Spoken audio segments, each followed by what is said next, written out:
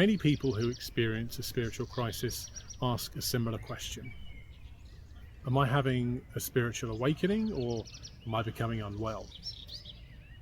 It's understandable why. After all, altered perception, profound loss of meaning, intense movement of energy, and ego dissolution are not everyday experiences. This can combine to feel transformative, frightening, or both. The onset can be sudden, following psychedelic experiences, meditation, trauma, or life transitions, for example. If you ever find yourself unable to function, extremely distressed, a risk to yourself or others, or if it would make you feel more reassured to do so, please consult your GP or emergency services to access medical support. A spiritual crisis or a spiritual emergency are synonymous terms, and they relate to an experience that is intolerable without appropriate management or help. A spiritual emergence is generally related to a similar spiritual experience that is more naturally and easily integrated into someone's life. The novelty of these experiences can be wonderful and or distressing. It may feel overwhelming or confusing, but you're not alone. Therapeutic support and peer support is available. During a spiritual crisis, you may not feel like you're the person that you're accustomed to being.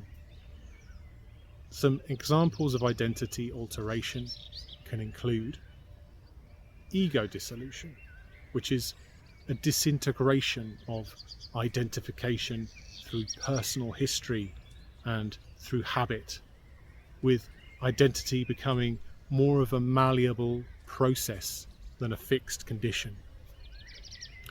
Could be self-transcendence, which is an expansion of identity or sense of self to incorporate consciousness, humanity, nature.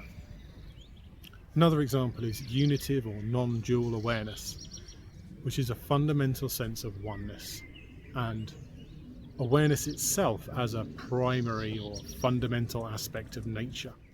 Another example is unusual beliefs and experiences.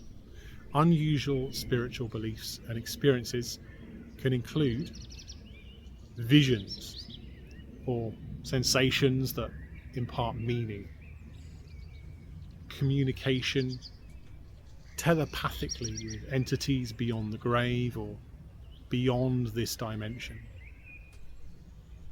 mystical insight, accessing information from beyond the physical realm, not the internet, being guided or counselled from beyond the physical realm, for example. Psychosomatic spiritual experiences. Psychosomatic experiences are mind-body interactions, and they're not necessarily through cause and effect, like conventionally you might think. You might experience, for example, contortions, dizziness, weightlessness or heaviness, tremors or sleep disturbance. So a key aim of spiritually integrated therapy is for these impacts to reduce as you grow spiritually. And this happens because they're seen, along with all the other indications that I've mentioned, as meaningful parts of the whole spiritual journey. None of these experiences are regarded in isolation. Kundalini awakening.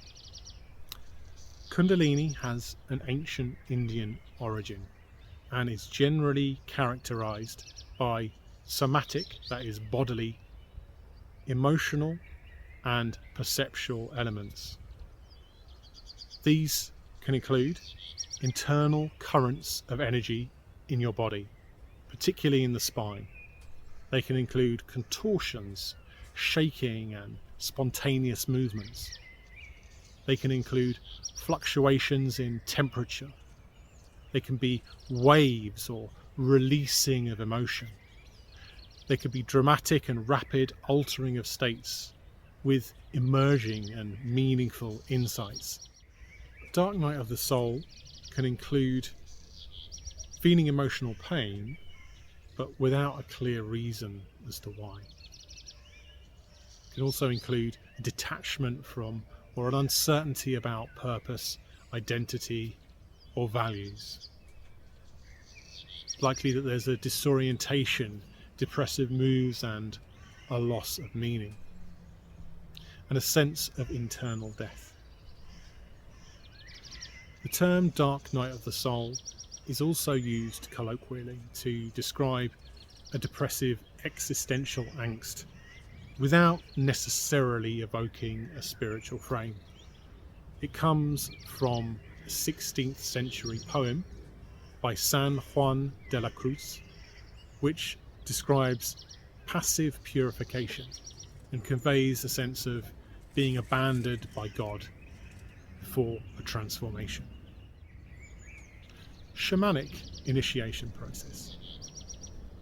A shamanic initiation process involves a rite of passage. This rite of passage can be symbolic or narratively driven. It's a journey often involving descending and returning. It can contain a sense of being in between worlds, liminally, or nodes of meaning, a liminal space. It can involve encounters and communication with archetypes or entities. Psychedelic crisis.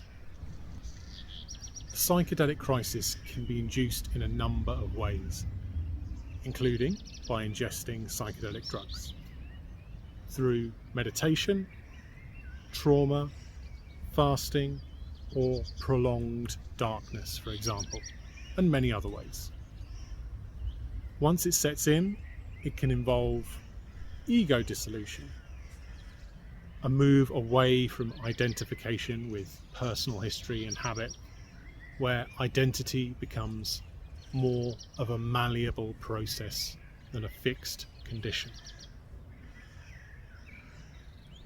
It can also involve an altered understanding of reality. It can involve also sensory distortions. Here are a few examples of events which can give rise to spiritual crises. It can include ingestion of psychedelic substances like ayahuasca, DMT, psilocybin, LSD, and mescaline. So in this case, a crisis can occur while under the influence of the substance, but also afterwards, and several occasions afterwards, perhaps. It can also happen due to the loss of a loved one. So this can happen due to the possibility of loss, even. It can happen immediately following a loss or at any point afterwards. It can happen due to a major change in life circumstances as well. So, for example, a divorce or retirement or moving area or country or leaving education or losing a job. It can happen due to serious illness, trauma, abuse. A crisis can flare up immediately during or following a trauma, for example, or obviously with abuse.